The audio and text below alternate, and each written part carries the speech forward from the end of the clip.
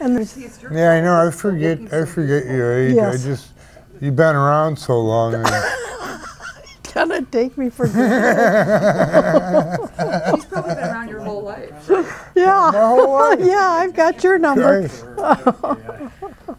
There's a part of me that just seems to have come from her. You know? Yeah, that's good there. I guess my whole body. One thing I wanted to say was we were looking for help for John when he was 8 years old. I mean, we knew by then, but so John was just born a little bit too early for awareness or public awareness of serious mental illness, and they certainly didn't recognize it in children. I think he was depressed when he was young. It's hard for me to accept the fact to be labeled mentally ill, but because I feel like, well, who am I fooling? Because I'm on disability, and I don't want to take money, but I do because I don't feel I could hold a job, and I don't know if that's due to mental illness or not. But if anything, I know we have to have facilities that a family can take a mentally, if they're terrified, they're locking their bedroom door or hoping someone won't, their child won't kill them. They see this behavior that's so scary. They have to have a place to go, an emergency psychiatric place. They need a place then to commit them. He had a probation officer, and I remember the probation officer committed him to the Child and Adolescent Treatment Center.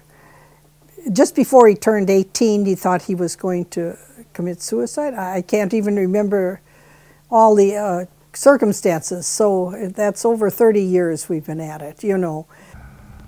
And then I had to be somewhere where I didn't want to be, and it was a horrible place. They locked you up at first, and there was all this food rubbed in these 6 screens, and ugly painting on the walls.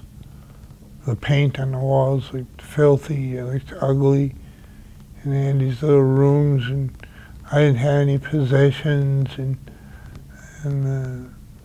it's just like lifeless I was. A living hell.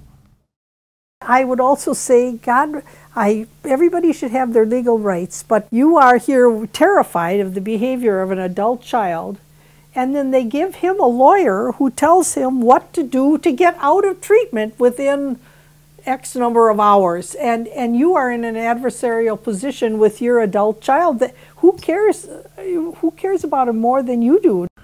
I don't fit in with everybody, man. I got a lot of enemies. I got a lot of enemies. And some are like the worst people in the world. They're the worst scum you could possibly imagine. Oh, it's infuriating, except I just kind of back away because I can't help my own son. I feel like I can't even help anybody else, you know. John, did you say people can refuse their medicine if they go in? Yeah, they have a right to refuse it. Do you think that's good, if they need medicine? I don't think anybody should be forced to do something against their own will, but I think they should be given a clear, definitive, you know, to describe to these people what the medicine will help them with, and tell them what it's good for and how it would help them. Yeah, what if their brain doesn't work right? That's why they're in the hospital. Well, because they have a brain disorder. It doesn't, you know, you can't take free will from a person.